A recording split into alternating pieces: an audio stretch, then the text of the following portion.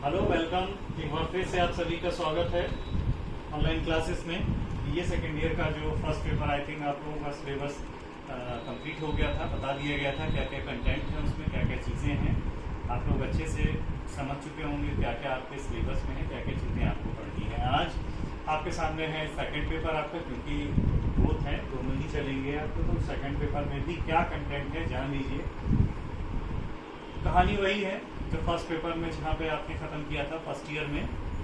First paper B से second year में शुरू होगा। सेकेंड पेपर भी आपने जो फर्स्ट ईयर में सेकेंड पेपर जहाँ आपका ख़त्म हुआ था सेकेंड ईयर में, सेकेंड पेपर वहीं से आपका शुरू होगा। आप देख लीजिए 1789 से जो 1789 की फ्रांसीसी क्रांति है वहाँ से कहानी शुरू होती है और 1870 तक चलती है। ये भी आपका 4 यूनिट में पूरा का पूरा सिलेबस डिवाइड है, बटा हुआ है।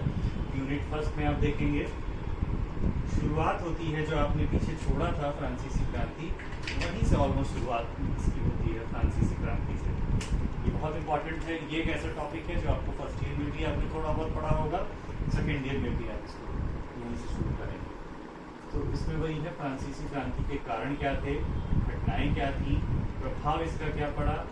उसके बाद यहाँ तक तो लगभग फर्स्ट ईयर में आप लोग देख चुके हैं कि इसके कारण क्या थे, घटनाएं, प्रभाव, इम्पैक्ट, ये सारी चीज़ें फर्स्ट ईयर में भी आप जान चुके होंगे। इसके बाद की कहानी क्या होती है ये आप सेकेंड ईयर में देखेंगे। इसके बाद क्रांति के बाद डायरेक्टरी का शासनकाल आता है।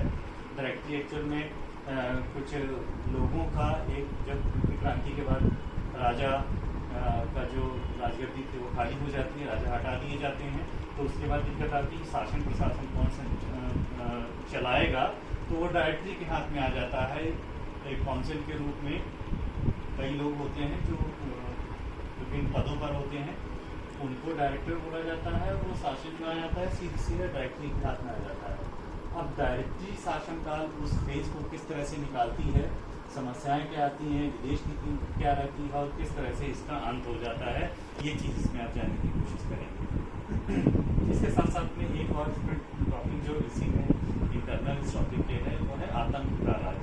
वो भी इसमें जानने की कोशिश करेंगे कि क्या इस आतंक के राज्य में चीज़ें। यूनिट सेकेंड में आप देखेंगे जो मेन फीचर है आपके इस सिलेबस का, तकरीबन आधा जो आपका सिलेबस है वो इसी के आसपास घूमता है, नेपोलियन के आसपास घूमता है। ये भी जैसे कि आप देखते हैं कि एक नेपोलियन और इससे जुड़ी हुई तमाम चीज़ें तकरीबन 20 से 25% तक आपका सिलेबस कवर करेगी।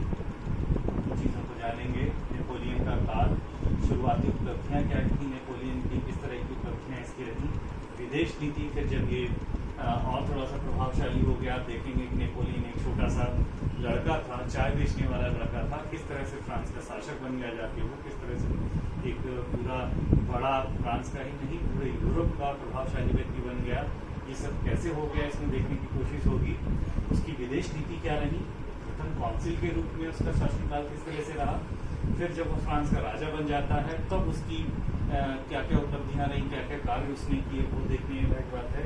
एक इसकी जो इम्पोर्टेंट है महाद्वीपीय व्यवस्था और इसके पतन के कारण। महाद्वीपीय व्यवस्था एक्चुअल में एक सिस्टम इसमें अब ये कि फ्रांस जब गद्दी पर आ गया तो इंग्लैंड से लगातार इनका तनातनी चलती रहती थी कि इंग्लैंड की जो नीतियाँ थी वो फ्रांस की नीतियों को क्लैश कर रही थी। तो संभवतः इसी को ध्यान में रखते हुए चीज़ें आई कि नेपोलियन और इंग्लैंड का एक युद्ध का दौर शुरू हो गया। उस युद्ध के दौर में नेपोलियन ने जब उसे महसूस हुआ कि इंग्लैंड को पराजित किया जा सकता है किस तरह से, उसकी आर्थिक व्यवस्था को ख़त्म करके, आर्थिक व्यवस्था पर ही जो उसका खासकर आर्थिक व्यवस्था जो निर्भर है वो व्यापार पे है। अब खासकर व्यापार किस तरह से पानी के माध्यम से व्यापार हो रहा है, तो व्यापार पे चोट पहुँचाकर पानी के रास्ते जो उसका व्यापारिक संबंध दुनिया के देशों से बना हुआ है उसको ख़त्म करके इंग्लैंड को पराजित किया जा सकता है।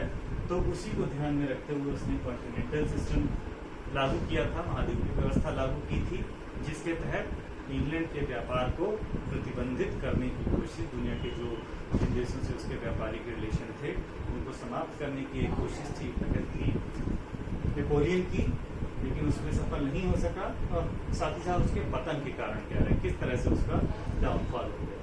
उसके डाउनफॉल के बाद में वेना सम्मेलन होता है, जिसके प्रमुख सिद्धांत क्या थे,